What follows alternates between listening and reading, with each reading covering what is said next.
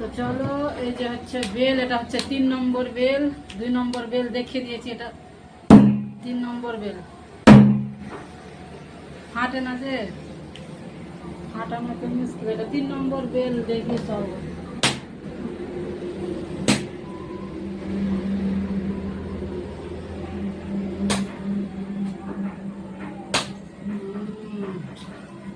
বেলটা মনে হয় খারাপ হয়েছে গো। 3 নম্বর বেলটা মনে হয় খারাপ বেরোবে নাকি। 2 নম্বর বেল ভালো হয়েছিল। ও হো, এটা আরো সুন্দর আছে। এটাতে বেশি দানা আছে, ওই 2 নম্বর বেলটার মতন দানা বেশি আছে। তো চলো, প্রথমে আমি লবণ দিয়ে দিই। এখানে জল নিয়ে নিয়েছি, এই যে জলটা একটু, এই যে দেখো জল। এবার দিলাম লবণ। জল প্রথমে নিয়ে নিয়েছি।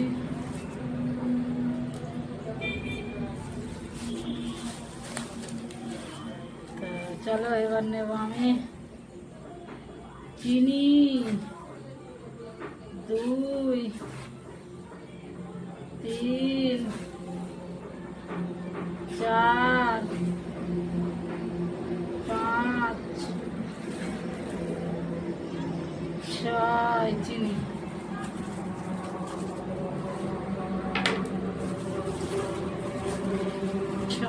চিনি দিলাম। এই চিনির এটা কেটে দিয়েছে নাকি এধরে? বাবা, ইঁদুরে কাটছে রে,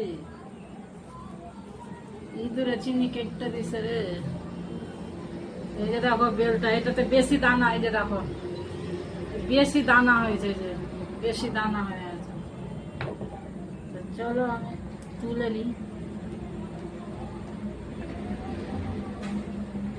এই বেলটাতে বেশি দানা হয়ে আছে, বুঝলে?